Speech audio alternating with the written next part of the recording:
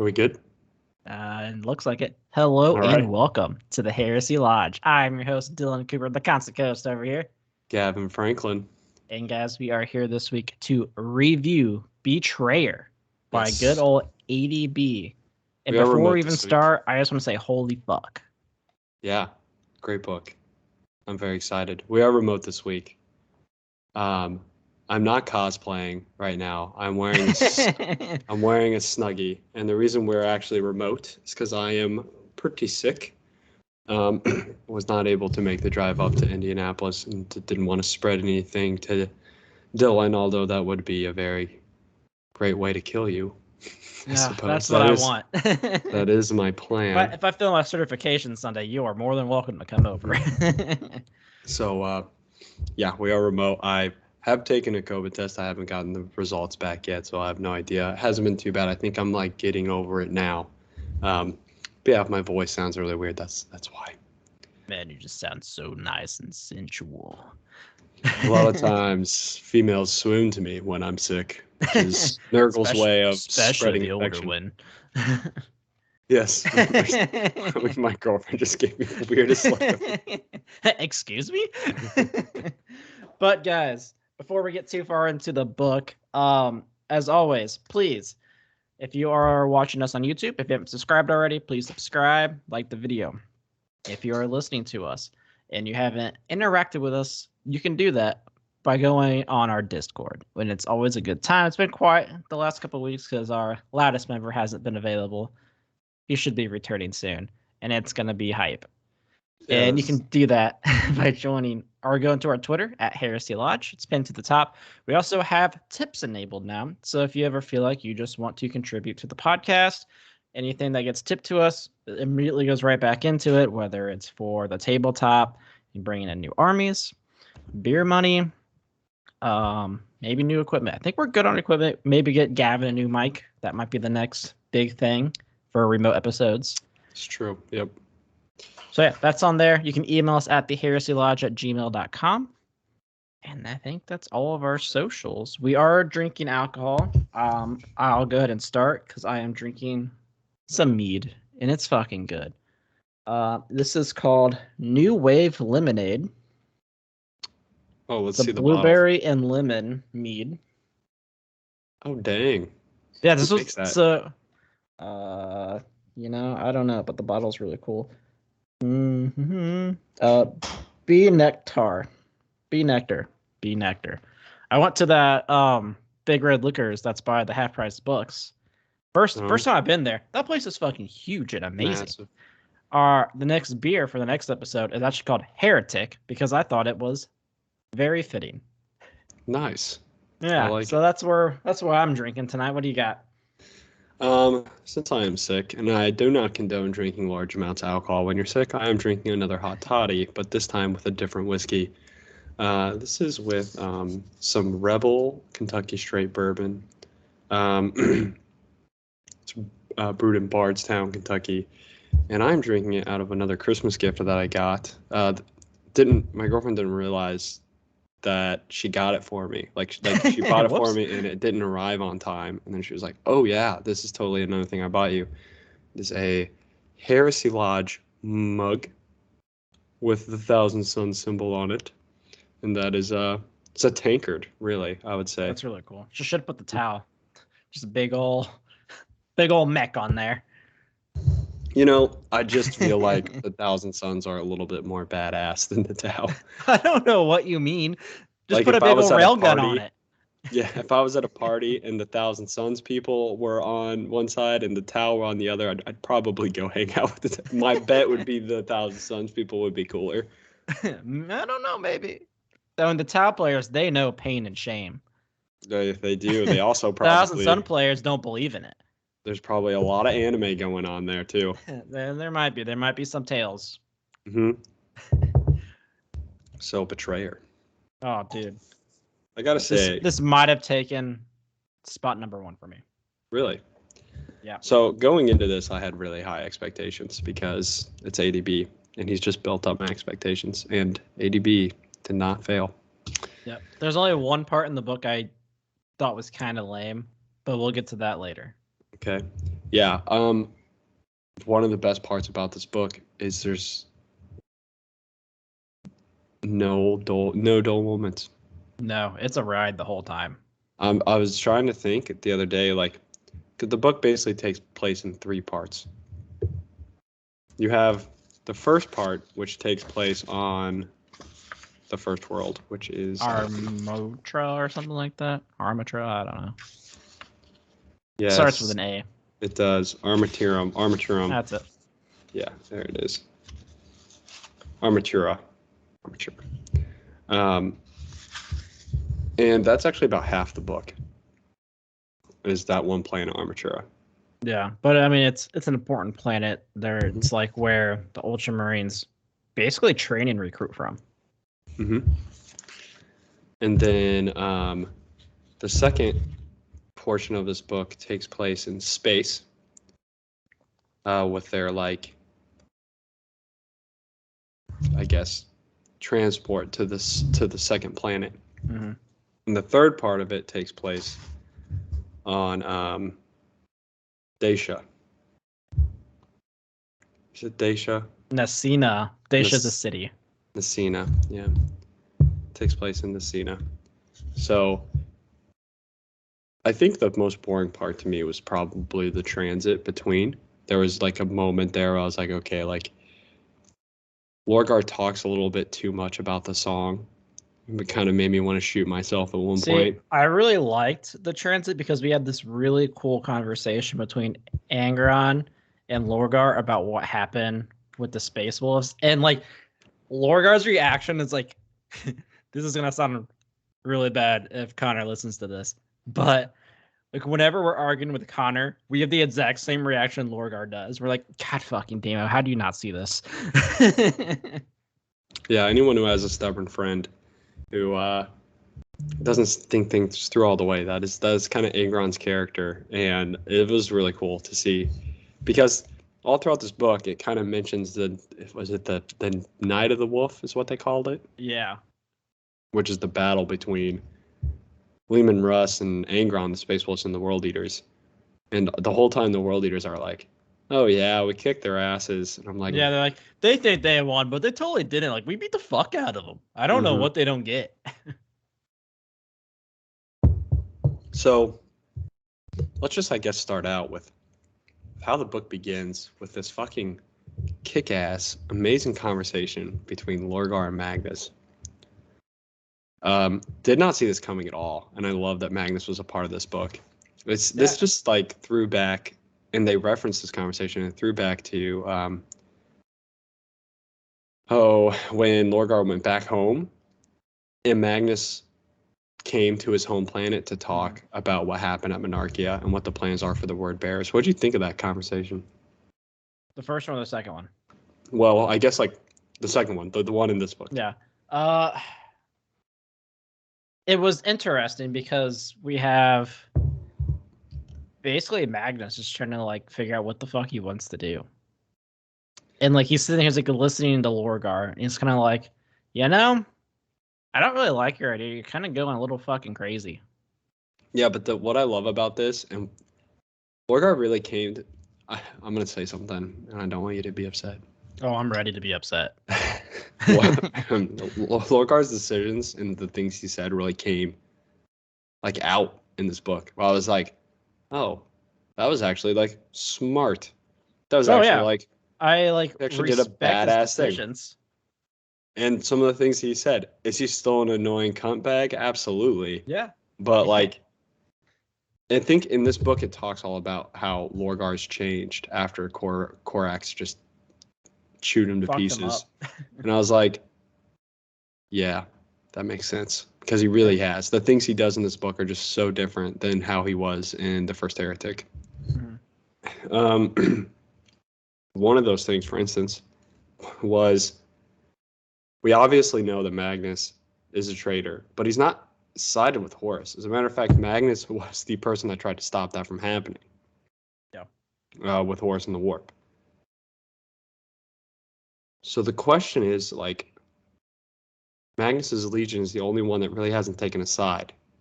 I mean, honestly, Magnus is just he's the prime. You can definitely tell he's like his fucking Legion is gonna be a Zinch one because they kind of just fuck off from the other ones and just do their own thing and have their own fucking plans. Yeah, it's like what I really enjoyed about this conversation though was, Lorgar's trying to get him on Horus's side, and Magnus is like, I'm not sure yet, yada yada, and Lorgar finally lays it on him. He's like, well, isn't it kind of your indecision that caused the fall of your entire Legion? Shouldn't you just fucking commit with it already? Man, that was so sweet, and he just kind of like the whole thing. He was like, just imagine if you didn't just tell them to fucking sit down and you just sat in your fucking tower and cried.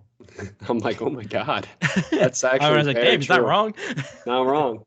And Lorgar really gives it to Magnus here, and Magnus is all like, you're so evil. And the whole time, like, Magnus is saying, oh, you're not going to be able to take down this planet, and Angron's not worth anything. And Lorgar's like, dude, Magnus, like, you are just so fucking cocky. Like, you truly believe that everyone else around you is an idiot, and you have to solve all the problems. And I'm like, that is his issue. That is his issue. That is his flaw. I really enjoy, like, when I first started playing 40K, it was kind of like a cry. Magnus did nothing wrong. And I realized that there are people that say that ironically as a joke, and people that don't say it ironically because they really haven't read the lore, because Magnus did a lot wrong. Yeah, every time I see an argument about it online, I'm like, how did he not do anything wrong? Like, everything he did was wrong. Like, well, his dad should have just told him about the Webblade. It's like, maybe, but why did he fucking burst through it that a demon let him in? Yeah, I think this was a good idea. He also didn't turn himself in, didn't try to fight the Space Wolves. Like, he made so many wrong decisions in a row. Yeah. I mean, hell, when he did burst in, he destroyed so much on Terra that even if it was good, it killed so much shit. Like, even if the Emperor was like, oh, okay, we better stop Horus, they lost their Astronomicon. Yeah. And assuming if the Emperor had to get out of his throne or whatever, everything on Terra is fucked. That would be fucked at that point. Yeah, Magnus did more to help Horus than any other Trader Primarch, and it was accidental. Yeah, and he was trying to warn someone. Mm-hmm. So that was just this really kick-ass conversation. And then you have this very Angron moment where you have Argoltal and Karn talking. Now, when I saw Argoltal, I was like, thank fucking Christ. We get to do Argoltal stuff. Now, I'm actually not a big fan of Argoltal's character. And I think it's just because I like his character, don't get me wrong. I think it's the way the War Bears are portrayed to me. I want them to be weak. And Argoltal is very powerful, but by cheating. Yes. So I'm like, oh, okay, I guess he's a powerful space marine, but he is. And he is really good friends with Karn, which I thought was very fitting. Their relationship was really cool. Yeah, I enjoyed that a lot. And I mean, it's been a while since we've had two different legions with a real brotherhood type of deal. Because you would think that these two legions are the most different. But when we go back to No Fear, and we go back to the first Heretic, we realize that these guys, you have Karn, you have Argoltal, and you probably have some relatively close brotherhoods in the two legions. Mm-hmm. Where you compare that to the Ultramarines and the Word Bearers, and they're like, fuck that, we hate everyone here. Man, I can't wait till the Iron Wars at the team up the Word Bearers, and they're start marching, and then the fucking Word Bearers are just chanting and hanging up people. I'm like, God damn it, why can't we get teamed up with people that fucking do their jobs? I know, right? And you have the World Eaters just going crazy as well, and the Iron Warriors well, I guess we have to go take Terra. I have a big assumption that that's probably what's going to end up happening. Yep. It's at the end, it's going to be Horus and Portorabo, and Horus is going to be going crazy with warp shit, and Portorabo is going to be okay. So no one's here. Everyone's crazy. Mortarion just turned into a demon thing, and they're spreading throw up shit everywhere. How do we take this massive wall? That's my We got prediction. that going on. The Emperor's children all fucking each other. World eaters are going out of their freaking minds. Yeah, so you have this conversation with Argal Tall and with Karn. I don't really remember a lot of the conversation. I think most of it was just like, why did you get the nails implanted in your head? You know, and Karn, and it was talking about like Argal Tall becoming a demon and Karn getting the nails implanted in his head. Yeah. And it's like, wow, that's actually two mirroring things happening in these legions where both of them are doing really stupid fucking things, all because their Primarch is asking them to. And it's a huge flaw in their legions, in my opinion. I'm going to add a little bit more of this whiskey here. I ain't judging. I condone drinking too much when you're sick. Yeah. Well, you know, when I get sick, normally what I do was... I just can't get over the fucking mug, honestly. It's so sweet. It's pretty sick, right? I normally just like drink really hot drinks and just sweat it out. Like yesterday, man. It was an ocean. It was disgusting. That's so hot. But then you have Angron come down. And Angron, what I love about the relationship with Angron and the World Eaters can't stand Angron. Like they're just like the World Eaters treat Angron like Garo did Mortarion. Like every time that Angron walks in the room, the World Eaters are like, hopefully he doesn't do something fucking weird. Really hope we don't die today. Oh my God, please don't murder me. And they're like, they kind of have for once, I want to see a Legion. That's why I like the Thousand Sons, because it was like, they kind of have this, Dad, why don't you love me? I want a Legion to be like, I'm fucking, that guy's weird. Like, That's a whole lot. I'm going to put nails in my head. This guy's like super fucked up. Yeah, although when we get to the Dreadnought, that's kind of what he's like. He's like, man, what the fuck? Yeah, exactly. So Angron's also like making fun of Argal Tall, calling him creature. Basically like telling him like he failed to protect that one bitch or whatever is what he was like. The blessed lady. Cussing out the blessed lady. Argal Tall tried to fight Angron, which was really cute. And then he loses. And then they go. And like Angron's just laughing. Yeah, he's like, get out of here, creature. So they go back down to the planet, or go down to the planet. And like shit just goes. This is what I'm talking about. Like Porter would have such a terrible time here because they brought like an insane armada. Like they should have won this battle with little to no casualties. Well, I mean, hell, if they just did what the captain wanted to do, they just would have bombarded it and been done.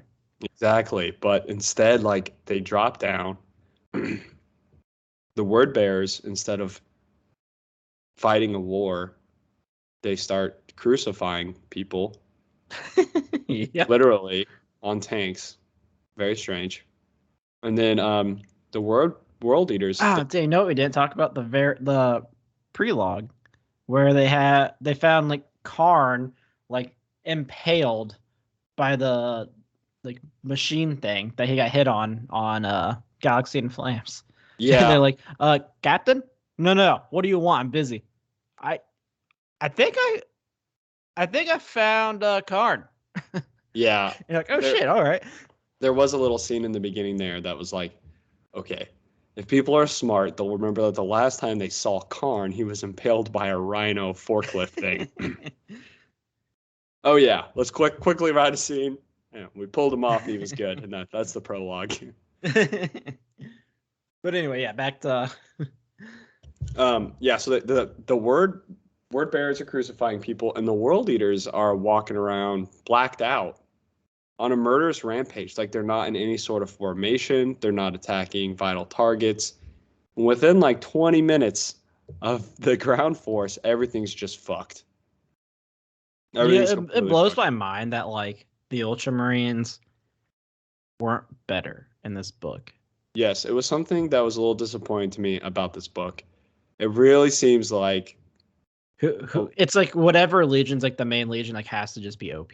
Exactly. And that's very frustrating to me in books because I'm like, there's definitely, you can come up with other devices to make it more imbalanced, right?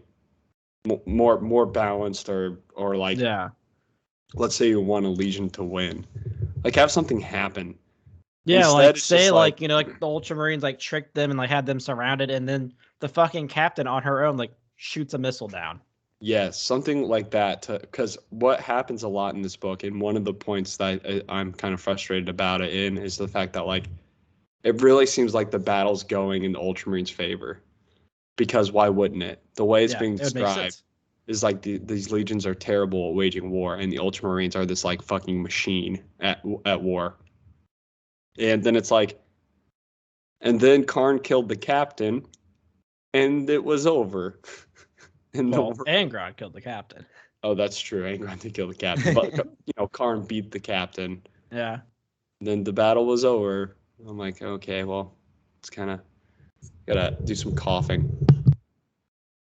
But yeah, going on that note too, like I mean, like I get that it was a training planet, so sure, like they aren't going to be like the best of the best, but there still should have been more of a strategic gain from the Ultramarines because they're the Ultramarines. It's what they do. They work in practicals. Right. We didn't see any of that occurring here. Thought it was weird. I think the Ultramarines were portrayed a little poorly. I feel like if there was more, like that was one that what was the authors? Dan Abnett did really well. Yeah. Maybe if we got some of that like involvement, maybe it would have been a little bit better. But so shit went south, and basically the next thing we see is Karn like wakes up from blacking out, and he is trying to figure out where everyone is. He's all alone. And then we have Angron as well, who's also kind of fucking crazy. Yeah. What? I don't even remember how he ends up underground. Oh, the Ultramarines were like blowing up the like buildings and shit, Yeah, so they were which was funneling smart. everyone. Yeah, they were funneling everyone into like this center area. They blew up a lot of it, and it collapsed on Angron. He blacked out and started like digging down. Down because he didn't know where he was. And the fucking librarians, they like managed to like do this thing called the communion, where they just like put their souls and like find Angron and like, hey, you're going the wrong way. And he's like, oh, what do you mean I'm going the wrong way? I'm Angron. Yeah, so the librarians have this ability in the World Eaters to basically tether their souls together to create some sort of like being. Essentially, it's Yep. like a warp being called the communion. And it's like their power combined, so it's a very powerful being. And it's able to basically talk Angron into going the right way. Which is hilarious to me. He like unblacks out and he's like, all right, I guess I'll start digging up. Yeah, well, also, while this is going on, we have the captain and the Conqueror just chasing this Ultramarine ship around, trying to blow it up. And we had that cool scene that we talked about in the prequel. And then they like board them. The And like Ultramarines. yeah, the Ultramarines board the Conqueror, and she goes the message, the like, Oh, what is his name? yeah, I don't remember his name. I don't even remember like what they called themselves, like the Triari or something like The that. Triari, yeah. He's the leader Yeah, of the Triari. yeah, and they like guard the ship, but he said fuck it, and it went down to the planet without telling anybody. Delvaris. Yeah, Delvaris. Yeah, that's a very world eater thing to do. He was Yeah, just and the like, best, my job's to guard the ship. Fuck that. Nothing's gonna happen to the ship. I'm out of and I here. just love when like someone like messages the captain, and they're like, Captain, Delvaris isn't here. Apparently he went down to the planet, and she's like, this fucking Legion, god damn it. I know. Wake up the dreadnoughts, I guess. Yeah, like she just gets paired with this really shit legion and has to deal with it. So yeah, she wakes up like all these ancient dreadnoughts. And some of them were like dreadnoughts. The main one, Lork. Lork. Yep. Lork was a dreadnought before Angron even came to the Legion. Yeah, he was like the leader of the Legion. Yeah, he was the Chapter master or something like that. Legion master. Yeah, the Warhounds. And so he came out. They beat the shit out of all the Ultramarines, but he's not very happy to find out that they're now at war with the Imperium. Yeah, he's just like, what the fuck did I wake up to? What do you mean? We're like fighting the Ultramarines? It's weird. And they're like, yeah, they're on the ship. They're going to kill us. You have to kill them. He's like, I guess. Right, but I'm going to have a word with Angron. Hate that fucking guy. He's ruined everything for us. You have that going on. At the same time, you also have a bit of a Titan battle. So the Titan part was the least interesting part to me in this entire book. I'm like, it was well described, better than what it was in Mechanicum. Yeah. But I'm just not like, I'm not that into Titans, but one of the coolest things was the Ursa claws that they used. Yeah, I was like, that makes me want to have a Titan army. Just the idea. So basically what's happening is during the Battle of Armatura, you have the scenes with Karn, the scenes with Angron, the scenes with the captain, the dreadnought on the ship. And then you have the scenes with the Titan crews. Yeah. So there's Sirigala. Sirigala's the other Titan. one is. Ember something? It's the Ultramarines Titan, right? Yeah. Yeah, I don't know. Some loyalist Titan. So basically what happens is Lorgar makes his way down to try and rescue Angron. And a loyalist Titan finds him and just blows him the fuck up twice. Yeah. This is a part that like I hated because like, dude, Lorgar should be dead. He just took like a freaking giant laser to the face twice. Yeah, like I get he's a Primarch. When Lorgar does battle here, it was a little frustrating because like he grabbed a ship out of the air that was flying, like a plane. Yeah. And like flung it somewhere and then picked up a tank and threw it at a Titan. Like it was nothing. While he's like trying to dig out Angron. Yeah, I'm like, I don't know if that's equivalent power to what Lorgar has been described to have. Yeah, because I mean, you don't even see like Magnus doing that shit. No, the only Primarch I know that can lift a tank and throw it is Vulcan. Yeah. And like even that's kind of like a secret that he doesn't like to tell people. So I'm really strong, guys. Yeah, and all of a sudden Lorgar, who's fucking Lorgar, comes out and is like, "Oh, watch this." Well, it's not even like his arms; it's like demon arm things that are doing it. As he's like using his arms to dig out Angron. Yeah, seems kind of OP, but it's just Lorgar's weird shit going on. So he gets blown up twice with like a laser that has the power of the sun. Yeah. It's basically a nuclear bomb. He got hit in the face twice by a nuclear bomb. His face is all fucked up, but he lives. And the Titan goes to crush him. And that's when Angron comes out of the fucking ground and grabs the Titan's leg and is just keeping it up. And it's breaking all of the things in his back and in his shoulders. So fucking sick. Lorgar, please move. I can't do this much longer. This sucks. Please move. Get out of here. And Lorgar's over there like, and Angron's like, Lorgar, fucking move. So in that process, they get saved because the other Titan, Sirigala, I think. Sirigala comes in and saves the day, kills the other Titan with the Ursa claw. It's like launching a giant trident from their hand at the other Titan and just blows the other Titan up. That was a really awesome scene. A lot of those people later on in that battle die, though, and only a couple of the Titan's crew survive. Yeah, it's like Toto, some chick. And then some girl, yeah. Yeah. The rest of the battle goes really well for the world eaters. They kind of get fucked up a little bit from the Ultramarines. They lose themselves to the nails 3 or 4 times. And then it's over. I mean, pretty much, like, there's not a lot more that goes on in that battle from what I recall. Yeah, I mean, we have the showdown with Karn and that Ultramarine captain who was like actually like a badass. Yeah. Who was like what I would expect out of an Ultramarine. Mm-hmm. And then Angron shows up and just fucking like tortures the guy, which is weird. Yes, it was very strange when Angron decided that he was going to make the kill on the Ultramarine, and instead of just killing him, he tortures him, because that doesn't seem like an Angron move.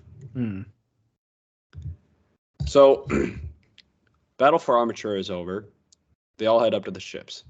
And quite a few events happen here. Some of them really interesting to me. First one I want to talk about is Lorgar meeting with Angron, Karn, Argal Tall, And Erebus. and Erebus. So Erebus is here. One thing, so I'm trying to, the Erebus thing kind of confused me because I'm trying to figure out when all this takes place. What do you mean? This confirms to me that this book actually takes place before Fear to Tread. No, it's after. Because they talk about the failure at Calth. No. That's No Fear. Fear to Tread is the one with Sanguinius. Oh, yeah. Or it has to be because... Yeah, this all would have to be because we don't see, like, Sanguinius yet or anything like that either. Yeah, so the end of Fear to Tread, Sanguinius finds Guilliman, and Guilliman's in this book without Sanguinius. So I'm assuming that Sanguinius meets up with Guilliman after Lycia. Yeah. At the same time, Erebus is the one orchestrating Cygnus Prime, and he shows up at the end of Fear to Tread to Horus. Yes. And he's still talking about planning it. So yeah, let's talk about the whole conversation. So first off, Lorgar talks about his plan, which he just talks about the warp being a song, and he's orchestrating it. And I got to tell you, this whole time, like, I was pretty annoyed by this whole orchestrating the song thing, but it's warp fuckery. You know, it's not, but Exactly. It's not crazy warp fuckery. It's not like insane. He's just like, the more people that die, the crazier the warp gets. Okay. Easy connection. Makes there, sense. Right? Yep. Makes a lot of sense. Yeah, I'm just imagining like he's like just really into death metal. Yes. In the fucking warp. That's it. That's the orchestra that he's referring to. He's just like, yes. So he's explaining that to Angron, and they're like, Angron's like, yeah, using magic. And Lorgar gets all pissed off and then like beats the shit out of Angron with magic. Yeah, basically, he's like, go pick up that book or something. Like everything around it just blows up. Yeah. And I'm like, okay, this warp fuckery is getting a little powerful. But also at the same time, like, kind of slaves Lorgar to it. So maybe we'll get some things with that. At the other end of the token, Erebus is trying to convince Lorgar that Cygnus Prime is important. And Lorgar's like, you're a fucking idiot. No one's going to convince Sanguinius to be evil. No one's going to convince the Blood Angels to be evil. You're an idiot. Stop doing that. Yeah, and Erebus is like, but I've seen all the paths and we can do it. And Laura's like, no, you can't. You think you know my brother better than I do? He's the fucking angel. He symbolizes like everything. Like, of course he's not going to change. So this whole time in this book, Erebus is exactly what you would expect. A bitch. A complete bitch, just like does the worst things. He's a schemer. He's a betrayer. That's another thing I want to talk about with this book is who is the betrayer. But anyway, you have Erebus. He very clearly he thinks he's above his Primarch at this point. He thinks that he knows more about the warp than the Primarch does. Yeah. And Laura was like, you and Typhus, you think you're so fucking close, but you're not. Oh, we did get a confirmation from Lorgar that Erebus, Typhus, and what's the other word bearer? Corfarion created the lodges and communed with the Chaos Gods first. Yep. And Lorgar's like, oh, watch out. Pretty much. He almost just bashes on it. Mm-hmm. And then like he goes on. It's like, so why don't you tell everyone about your failure at Calth? He's like, Yeah. we didn't fail. I mean, it went down. It's like, oh, is Gilliman dead? Nope. I know Corfarion didn't do the killing blow because he just wanted to talk because he's Yeah. an idiot. He's like, how many people did we lose? All of them? Weird. And then, my favorite part, Erebus was like, Corfarion wants reinforcements. And Lorgar's like, Corfarion could just fucking die. I know. I love that. I was like, oh shit, maybe I like Lorgar. Lorgar's like, fuck Corfarion. He'll just die. And I'm sitting there, I can't wait because I feel like we're going to get some Corfarion death in Market Cal. So. Well, I've seen Corfarion in this in one of the short stories. And the one thing I hated the most about him, how he's like, I am Lorgar's father. Dude, you're not even a fucking space marine. Get out of here. We don't respect you. Not at all. Zero respect. So that conversation happens. I thought that was pretty cool. And Lorgar also tells Argal Tall that Erebus is going to make a deal with him, and he has to deny it. And Argal Tall is like, of course I will. That was a lie. Yeah. Which sucks, too, because, Argal Tall, in this, story, his obsession with the Blessed Lady and letting her die is so stupid. Because, he wasn't fucking there. He didn't let her die. He was literally on Isfahan killing shit. It would be different if he was like, I have to be by your side at all times. But it's not. So I kind of want to get to that later because it becomes a very big plot point. Mm-hmm. But then we have the two people that survived the Titan engine. They are now promoted to their own Titans. Yeah, I like the scene where they're talking to the Mechanicum person. And they're like, oh, have you made your decision? And they're like, what decision? And he's just like, I don't think I'm qualified to do this. And just leaves and gets the other person. And they're like, we're getting fucking fired.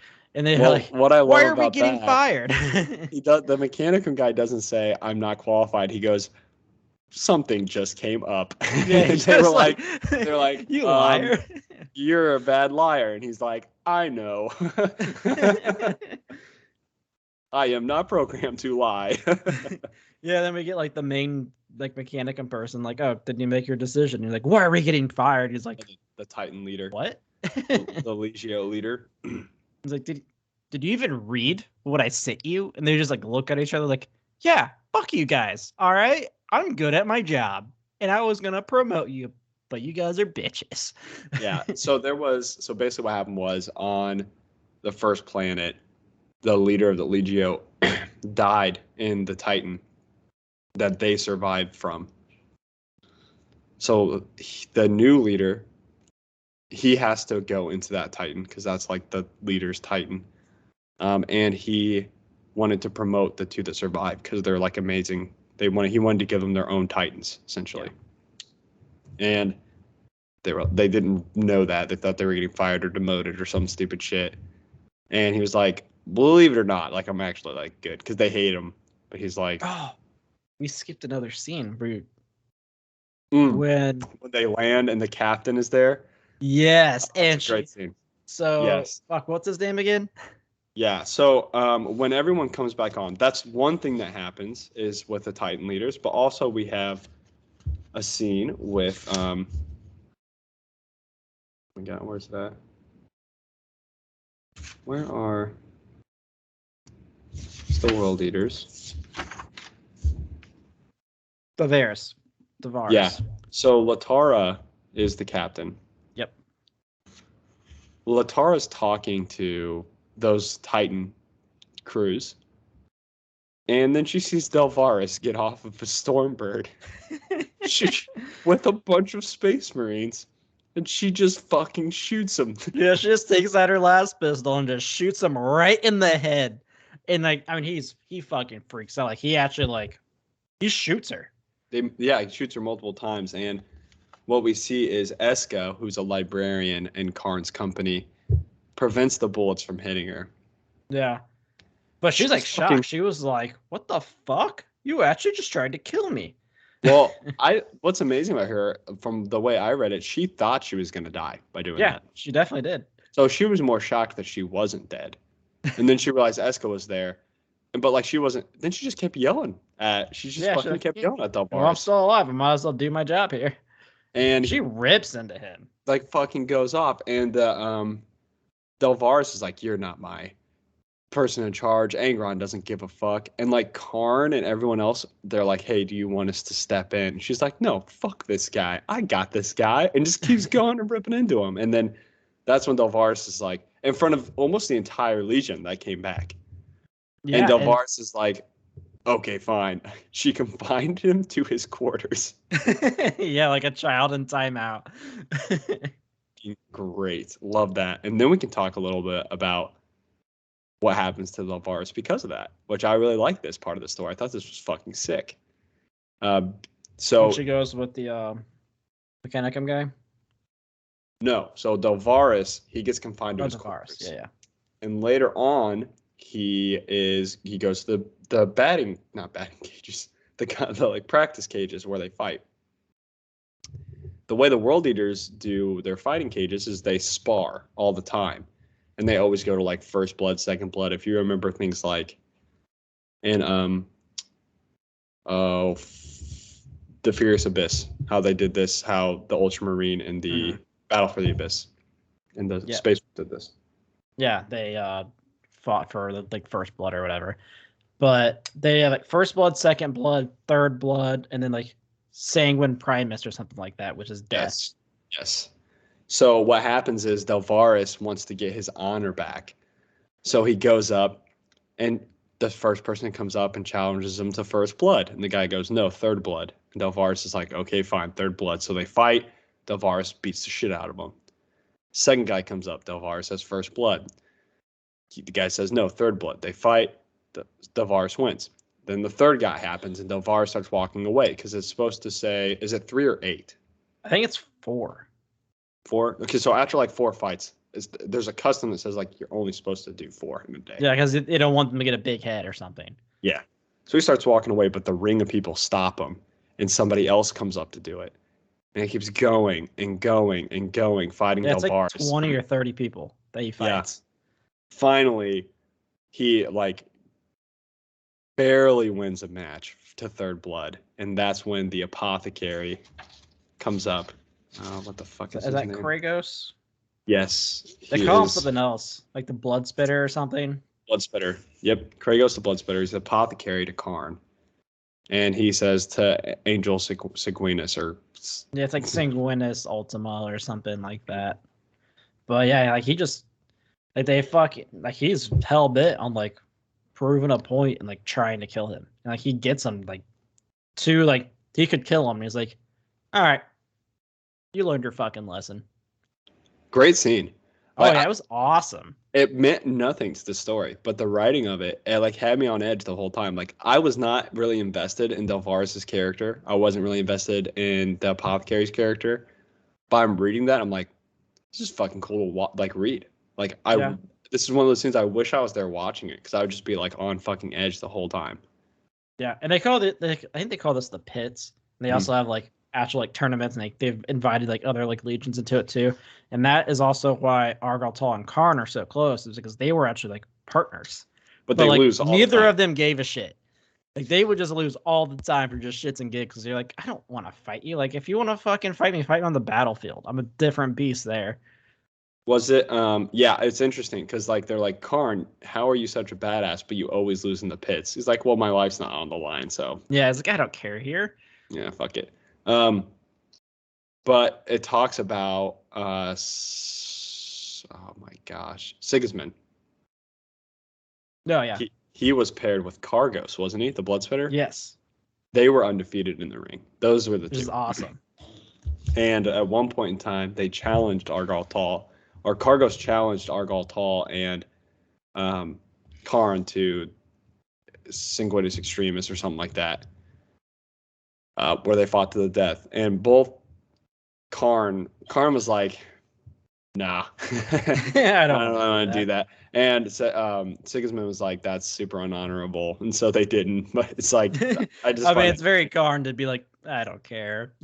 I'm not gonna like kill you. What's the fucking point? So that whole scene happened. That was a fucking sick ass scene.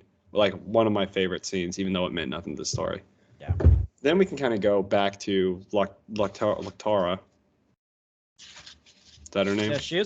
Yeah, Latara. She has a cool scene with one of the Mechanicum. Yeah. So She goes. Yeah, good. No, it's fine. I'm trying to figure out his name real quick. I think it was the leader one, right? Vel Karadar. Yeah, but you're fine. Sure. Yeah. Go ahead. So like they like go into its fucking like elevator and like going like down into like the forge basically. With Locke. Yeah. Lork, the dreadnought. And yeah. And they ask him, like, is Angron dying? And he's just like, I cannot say. It's like, you are not authorized or something like that. That was a cool scene too, yeah. Yeah, like the whole time they just keep asking questions like, okay, what do you know about the nails? And he's like, you are not qualified. And he just like keeps going and like she's figuring out, she's like, okay, he wants to tell us, but we have to ask in a very specific way. And she's like, who authorized this? And he's like, the Omniscience. She's like, okay, so the Emperor. Okay. And he's like, some believe that. Yeah, so it's really interesting because I listened to this whole thing on audiobook. I gotta say, it was a fucking phenomenal audiobook.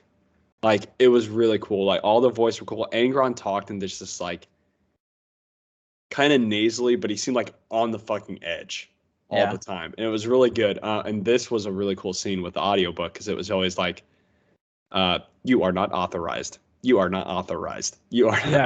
And I was like, oh, that must be so annoying. And I realized I was getting annoyed, but I realized like, holy shit, like that's what they're feeling. Like the book made me feel exactly how the character's feeling. Like it was really well done. But they kind of pulled out of the Mechanicum that Angron was dying, which we knew because Lorgar had revealed it. Yeah. But because of the nails, Angron is dying.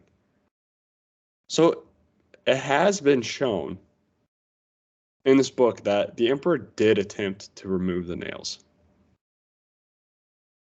Yes. But like, how much did he really attempt? Yeah, it doesn't seem like they were able to do like much with it. Yeah, I'm curious about this because it's like the Emperor wasn't really there. Other people got to work on it, and then the Emperor just sent a letter to him saying, "Don't talk about it." Yeah. Like the Emperor didn't tell this mechanical guy. It talks about the mechanical guy never even met the Emperor. He was just like, I remember I got a letter. That is sealed. It was stamped. Can't say anything. So that was a really cool scene. Now we can kind of go into the only character that's kind of left. That's Argal Tall. And man, oh man, this was fucking crazy. Yeah, so as predicted, Erebus comes up to Argal Tall and was like, yo, what up, dude? As he's like sitting there at the Blessed Lady's shrine. So it's almost like a shrine monument type of deal. Well, it's her burial.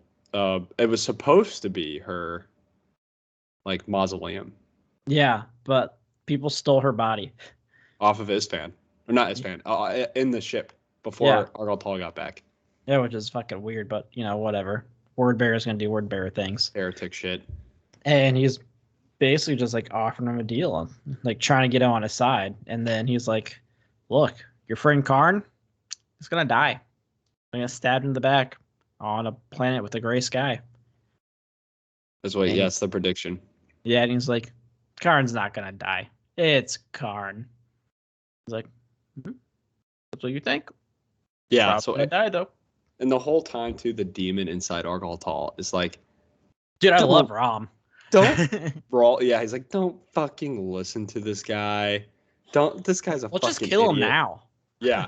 He's like, just murder him. Like, he's a piece of shit. Like, this dude's clearly lying to you. And Argal Tall is like, all right, well, I care about Karn, but whatever. And that's when Erebus reveals that he can revive. Erebus tells a story. I want to ask about this because Argal Tall says you revived Torgadon.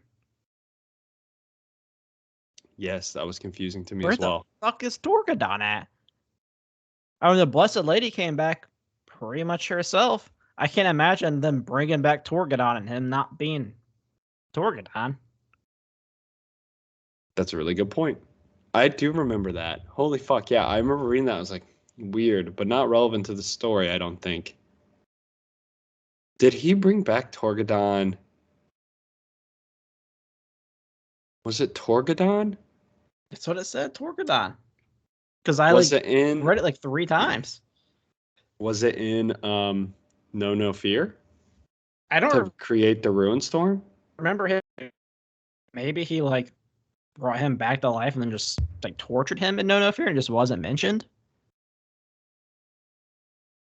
Huh. But I was like, wait a minute, where's he at? Because I would like to see him again. He was one of my favorites. Oh my gosh, I actually like opened the book right to the fucking page. Well, that's impressive. Yeah, that's crazy. Argaltal listened in silence as Erebus told the whole tale. The ambush at the fleet yards, burning ships, raining wreckage down onto the world, the poisoning of Cal's son, the birth of the kaleidoscopic ruin storm. Argaltal waited to the very end, though the truth, he heard very little after the first half. His mind was afire with one grave possibility. Torgadon. You used his flesh in that ritual. You summoned a dead man's soul. So I think Erebus retrieved Torgadon's body and used it at Calth to create the Ruin Storm.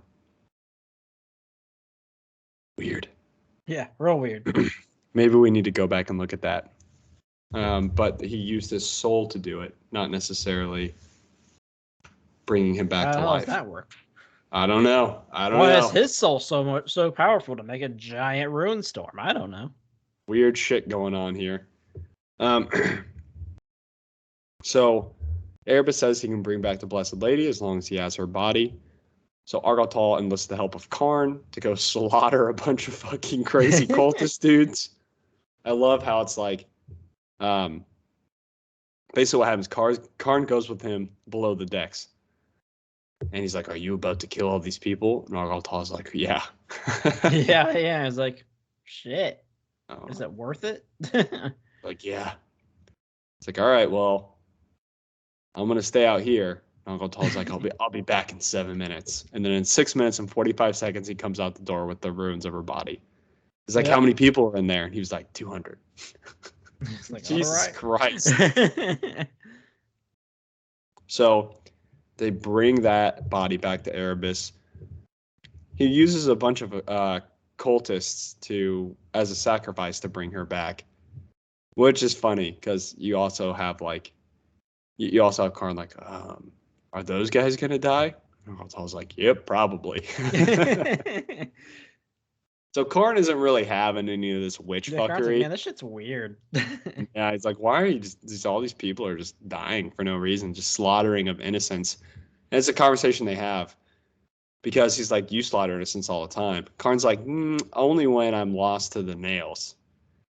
And Argaltal's like, well, you made the choice to put the nails in your head, so kind of on you still. Yeah.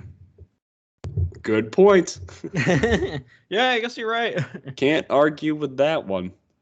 Then we get Sereni back. We get the Blessed Lady. She's back to life. And she's not blind anymore. She is unblinded.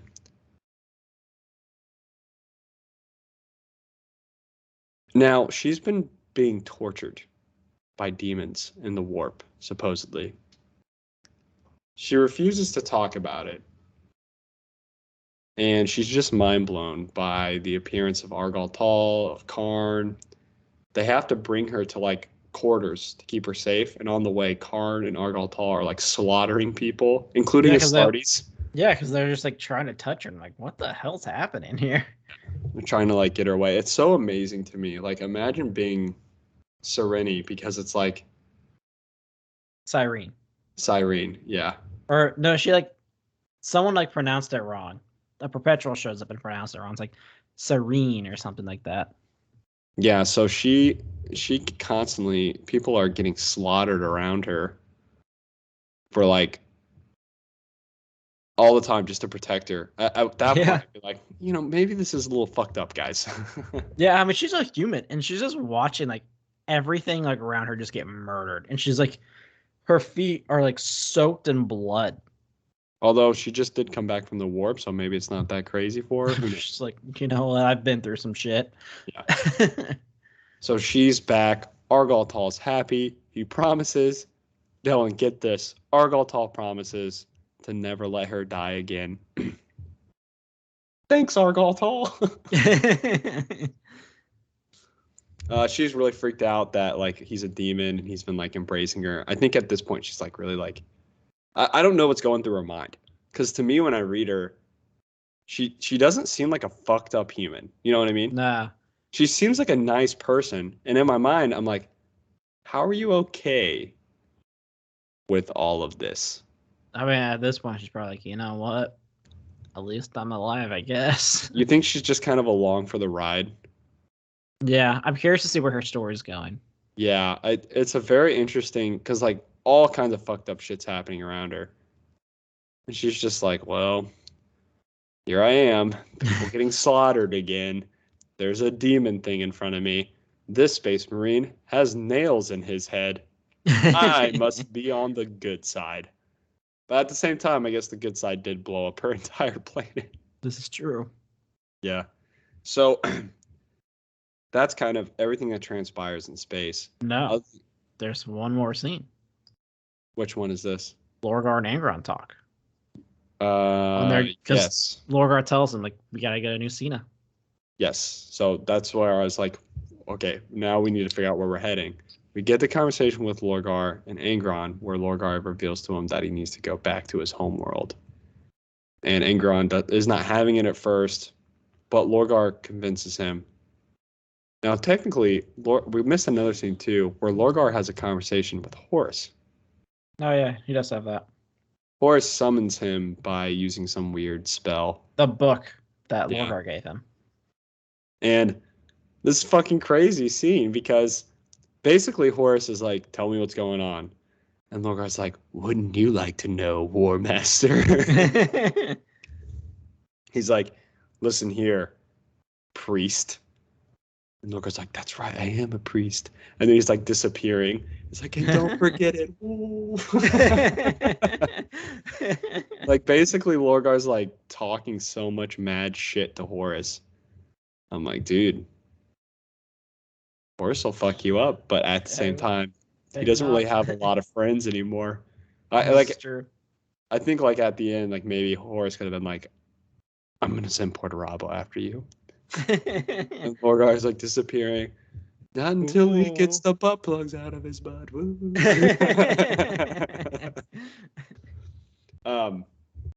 So Lorgar reveals that they need to go to Nicaea, and then they talk about the battle, the Night of the Wolf. Really cool scene. You seem to love this scene, so talk about it. Yeah, so it was really, I just love the whole like philosophical like thing behind it. So throughout the book, we've had like several call outs to this night where the World Eaters are approached by the Space Wolves and they fucking just duke it out.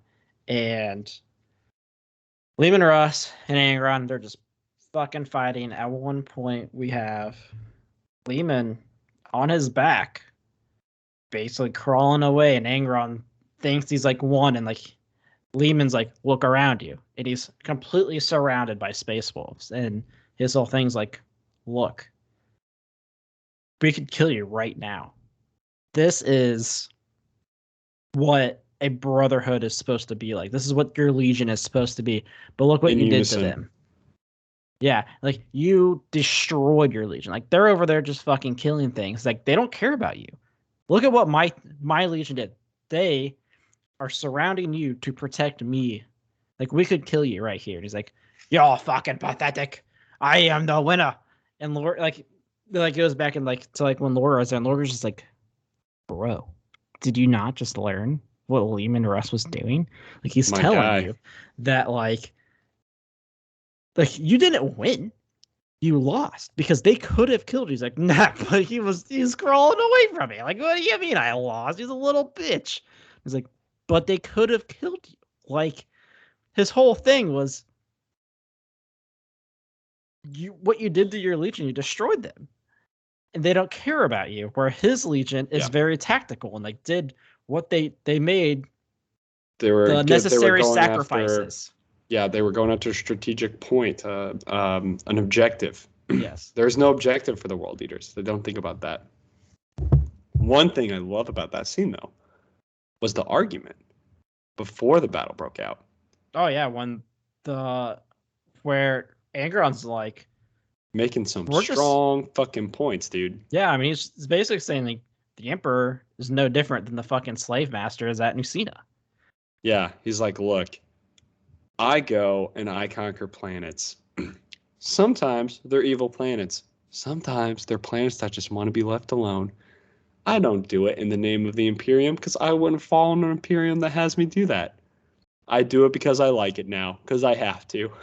Yeah, and like his whole like thing too is like, look, like the so-called compliance, it's not like what these planets want, so we're forcing on it. They're basically becoming industrialized planets. Like, they aren't what they're supposed to be or what they used to be. We're destroying everything and taking over. Like, we are the slave masters. Yeah, and he calls Leman Russ a pussy. He's like, he does. Go fucking run back to the Emperor, you pathetic dog. He's like, basically like, go. He's like, the Emperor didn't order you here, so you can't do anything to me, can you? Yeah, and like, they even make fun of like the executioner title. Yeah, I can just tell like Leman Russ is like, fuck, the Emperor didn't order me here. Because Leman Russ definitely came on his own fruition, right? Yeah. And everyone's like, what are you going to do without Daddy's consent? You know, you can't do anything. Are you going to cry? You going to run back to Daddy? And it's like very true. And like Angron's ideology is amazing. The problem is he just went fucking crazy. He's lost his mind, yeah. Yeah. And like, if he never got the nails implanted, maybe he would have realized, you know, like, wow, the Imperium sucks. Would he have still turned traitor? Absolutely. But for all the right reasons. Yeah. It'd be very similar to Portarabo, I think. Where it's like, well, even though Portarabo kind of cried about it, Portarabo was trying to do something genuine, you know, like he was trying to like improve the Imperium. I think Angron would have done the same thing. Now just in it for the slaughter. So they're off now. They're off to Nicaea. And they arrive, and Angron wants to see what's going on. Who's in charge? Fucking great scenes. Like, ADB does such a good job with these scenes, dude. Yeah, it was really cool. It was like, he gets there. I'll just like skip like the setup for it. And like, he like arrives at the fucking like castle, and it's like basically a kid. But it's the same family who was his owner, basically. And there's a female captain there, and she tries to hold it together. Then she just pisses herself, and Angron fucking just smashes her skull because she talked back to him. Because like they're like, oh, you're supposed to be dead. Like you betrayed the rebellion. Like you disappeared. He's like, I didn't fucking betray anybody. Yeah, they said he retreated. He abandoned them. Yeah, abandoned them. So he gets crazy, and he tells the world eaters, and he tells the word bears, kill every single he tells Karn and Argal Tall. Yeah, it's like, tell the world eaters and word bears to kill every single fucking person on this planet. Now you just imagine the kid who's still alive at this point on the throne, just like, oh. This is gonna suck. So they begin the slaughtering, but while they're in the process, Gilly Man, he arrives. He shows up. He didn't do as much in this book as I wanted him to, but I'm kind of glad. Like, I get why ADB did that. This book was not about Gilliman. He probably realized that the Ultramarines get like every short story in existence, and was like, you know what? Everyone's had enough of Gilliman. So Gilman shows up. He is making plans to Well, basically, the armada that they had has been split up to go all across Ultramar. So they've fractured themselves into really small things. And Gilliman has assembled a bit of a picket force to strike at the heart, which is, where Lorgar and Angron are.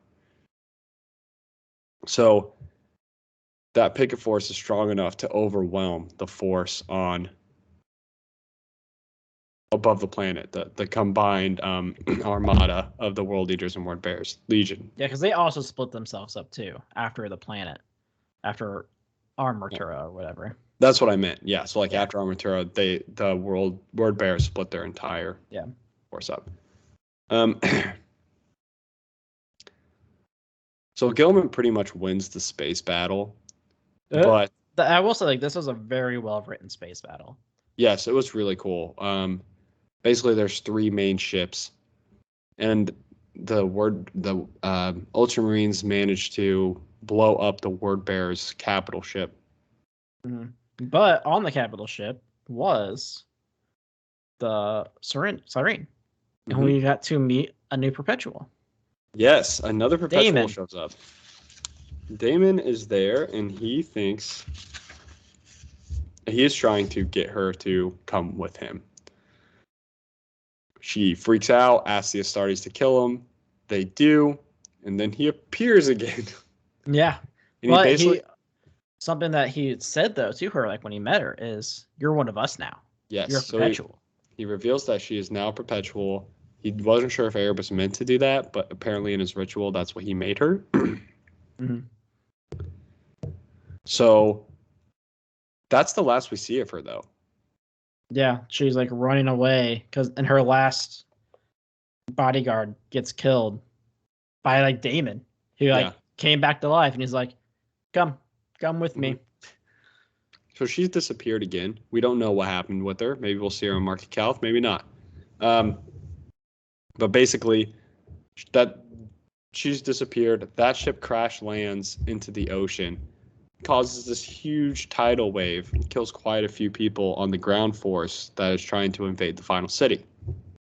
Additionally, the Ultramarines board the primary ship of the Conqueror. Now, this fucking space battle is really cool. The Conqueror is murdering fucking ships because she's amazing at it. Just getting in real close, shooting harpoons at ships and pulling them in and tearing them apart in space. It was just really fucking cool to read. Definitely the best space battle I've seen. Mm-hmm. But this time when they got boarded, though, holy shit, they had Space Marines this time. They did. He learned his lesson. Yeah, because at first, she calls for him, and she's like, "I swear to fucking God, if he is not on this ship again," and he's like, "Aye, Captain, I am here." Yeah, on it. So the Varus defends the ship, but it's to the last man. Yeah, basically it's her, one helmsman, and Delvaris are the last people. Yep. And a few Space Marines are the last people alive in the control room. So the Conqueror almost just got fucked. Additionally, on the ground, so this is when shit gets a little wild. The Ultramarines manage to land a sizable force on the ground, and they start fighting. And Gilliman immediately starts fighting Lorgar. Another thing I'm a little upset about here. I kind of enjoyed this fight, at least the beginning fight, and because I really like that Gilliman's just fucking he's giving it to Lorgar. He's how many fucking planets, Lorgar? How fucking many? He's just naming off planets as he's just beating the shit out of them at the time. Yeah. He's you see that he has this weird mark on his neck or something. He's yeah, space issue because I was in space without a fucking helmet. Yeah. So I personally think Gilliman should have wrecked Lorgar pretty quickly. Oh, yeah. But Lorgar was able to hold his ground. Lorgar's changing. We've seen this. At the same time, Argal Tall's story, he's out there protecting Karn. He's literally just following Karn. It's out of his mind. Karn tries to kill him several times because of Erebus's the skies are gray. Yep. The skies are gray. I'm pretty sure he sees Erebus and he's oh, look, gray skies. Yeah, and Argal Tall's fuck, I better go protect Karn. And the whole time the creature's what the fuck are you doing? He's like, dude, Karn's fine. He's killing everything. He's fine. Let's go kill shit ourselves. Now, granted, Karn almost died multiple times. Yeah. Argal saved him. But Argal Tal almost also died multiple times. And Karn Two saved world him. eaters out of their freaking mind. Yeah, so it's like, well, that's just what happens, in battle. Like, I wouldn't say, like, that's prophecy. Like, if you say, like, if I see a soldier that's like a lifelong soldier, he's going to be at war till he dies, and I say, you're going to die in battle. I'm shocked. Some sort of fucking prophet. But then basically what happens, trying to remember, Angron shows up to the battle with Gilliman, and Lorgar backs off that battle to complete his song deal. Because Gilliman like messed it up, and he's like, God damn it, Gilliman, you ruined everything. Mm-hmm. And then he starts fighting Angron, and Angron's like getting shittier and shittier. And he's like, oh, no, this is good. Yes, muy bien. Yeah, this whole time, ADB does a really good job at illustrating how Angron's losing his fucking mind. Yeah. Oh, more and more and more. Finally, Angron snaps. What causes it to go off? I think he's like yelling at Gilliman because Gilliman's asking like why he betrayed the Imperium or whatever. Mm-hmm. And Angron's like, dude, fuck you. You don't know what it was like to be a slave. You had this perfect planet and this perfect world, given everything. I was nothing. Pretty sure that's what happened. And he just snapped on like Gilliman's like life and how like perfect everything was. And he's like, yeah, he was like, who grew up a slave? Who had the nails implanted? Oh, who got to grow up on a really nice world? Who does daddy love? Mm-hmm. Just some stupid, like really upset shit that Angron's going on and on about. But then he snaps and it all kind of works out. And this giant firestorm consumes Angron. Now, I knew this was going to happen, but I didn't know how it was going to happen. Yeah. So let's do a bit of a comparison here. Angron's going into demonhood. Hey, Dylan, what did Angron need to go into demonhood? He just needed to get really pissed off. He needed to get really mad, and they needed to kill enough people in Ultramar for the warp to do some warp fuckery. Yep. Hey, Dylan, what did Fulgrim need to convert to demonhood? Dude, I don't even know. This is like night and day difference. Like, makes so much more sense to me. It's not super confusing. It's not super complicated. It's something I'm like, is it a stretch? Yes, but it's supposed to be because it's dealing with the warp. Yeah. But it's not too far of a stretch where I don't even like comprehend what I'm reading. Yeah, and you also have like as it's like Lorgar is doing like a full-on fucking ritual as it's happening. That really wasn't happening in Angel Exterminatus. Yeah. Then we get some disruption to the ritual. The librarians have decided that it's time to put a stop to this. Yeah. They do their communion deal. And with the help of Lork, the first Dreadnought, who starts beating the shit out of Lorgar, and the communion is beating the shit out of Lorgar in the Materium. Lorgar decides that like he's getting the shit beat out of him, and then he's like, oh wait, you're just a bunch of space marines. Like he figures out what they are. Yeah. And he's able to kill them because he's Lorgar in the warp. Whatever, I'll give it to him. Sure. And then he's able to kill a Dreadnought. Like, yeah, you're Primarch. Like, fine. Like he's able to beat through all of this stuff, but actually, he's not the one that kills Lork. Lork's beating him up, and then all of a sudden he turns around, and there's Angron emerge from the fire. Yep. And he's a fucking crazy-looking demon thing. He's a monster. He looks a lot like a Bloodthirster, in my opinion, from all the artwork we've seen of him, but he doesn't have, like, a demon model. We can hope. Rumors have it. Rumors have it. It's coming. But it looks like a Bloodthirster comes up, just beats the fucking shit out of Lork. Gilliman has retreated. Rips him out of the Dread. And eats him. Yeah, what the fuck? Yeah, he eats his, like, dead body Angron's like eating shit now. Gilliman's retreated at this point, and the battle's won, and everyone's killed. Well, here's another thing that I did not like was the Titan fight here on this planet. The Ultramarines bring a fucking more of the giant fucking Titans. Yeah. And it doesn't even do anything. Yeah.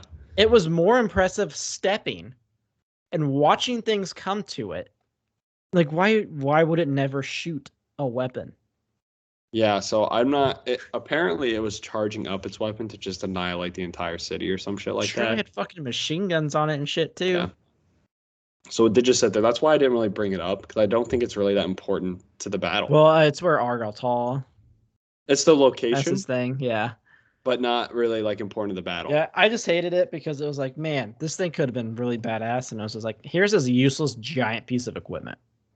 So near the end of the battle, Argaltal and Karn decide to part ways. That's when they make the joke, like, oh, I saved you 10 times. I saved you 16. Ha ha ha. And he's like, Karn's like, see, I'm fine. He leaves. Argaltal stays on the Titan that they had just taken down. Mm-hmm. Then Erebus shows up. And Argaltal's like, hey, great news. I was able to save Karn. And Erebus. Like, that's good. Because he was chosen. And then Erebus fucking stabs Argaltal with a ritual blade and kills him. Yep. And while he's dying, Argaltal's like, we don't die here. We die under giant great wings. Yeah, we're supposed to die on Terra. And he looks up and he sees the Aquila. The Aquila, which is the giant hawk eagle. Yeah, the eagle, the two-headed eagle. Two-headed eagle. Yeah, which is giant wings stamped on the Titan. Yeah, and Erebus just like points at it. Yeah, and he dies. It was insane. Yeah, I was like, what the fuck? I didn't see it. Like, what a great moment in a book. Like, a important character. It made me think this book was worth, like, you didn't get any of that in Fulgrim. Like, no one important died. Yeah. Mary's Vorstein, who gives a fuck? You know? So this was, like, just a fucking great moment. And it was terrible because it made me hate Erebus, but it's like watching Game of Thrones and a villain does something that makes you hate them, and you're like, I like this because I'm supposed to hate them. That happens. Back on the ship. Go ahead. I was like, now we get a cool scene where Karn is talking to Lorgar, and Lorgar's like, hey, wonder who killed Argaltal? And then we have a moment in the pits. Well, and Erebus is fighting someone, and they're like, all right, who's next? And Karn comes out, and he's like, sanguine, whatever, fight to the death. And Erebus is like, fuck, okay.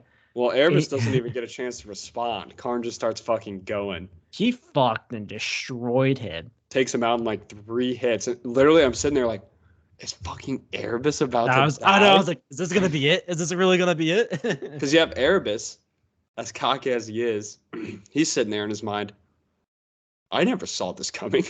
Yeah. Wait a minute. This wasn't in any of the paths I saw. I'm going to die here. This dude's not fucking around. He's going to kill me. And he almost does. It was really good. He cuts off his arm. Yeah, Erebus's arm is gone. Puts the sword in Erebus's back. Is about to turn on the chain blade. Erebus disappears. Now, pretty sure Erebus gets teleported to Horus's fleet, and that's where we see him in Fear to Tread. That's my guess. But the other thing we have is Angron.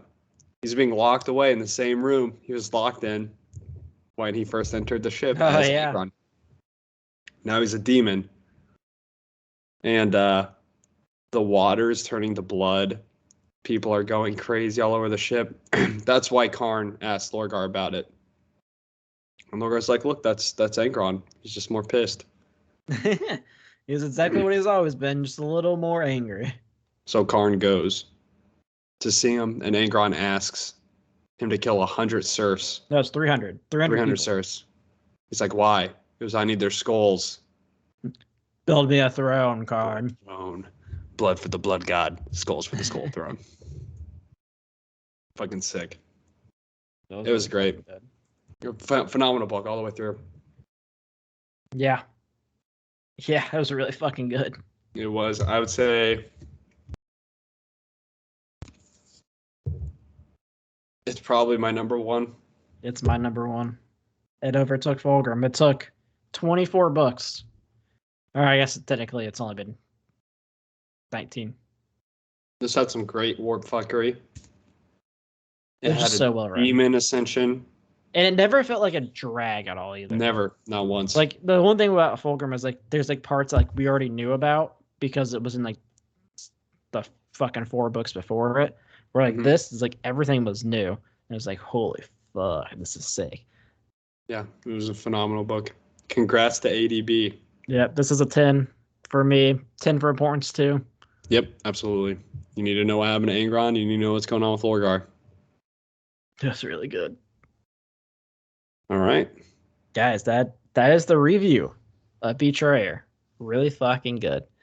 As always, contact us by going to our Discord. It's a lot of fun in there. You can do that by going to our Twitter at Heresy Lodge. We also have tips enabled on our Twitter. If you want to help support the podcast, anything that is donated goes right back into it, whether it's beer, 40K, tabletop stuff, podcast things. It all comes back. You can email us at theheresylodge@gmail.com. If you're on the YouTube, like, subscribe, leave us comments. Love to respond. Love talking to you guys. Email us at theheresylodge@gmail.com. I don't remember if I did that part or not. I don't remember either. The other way. Hopefully you guys have a great week, and we'll be back next week to preview Mark of Calth.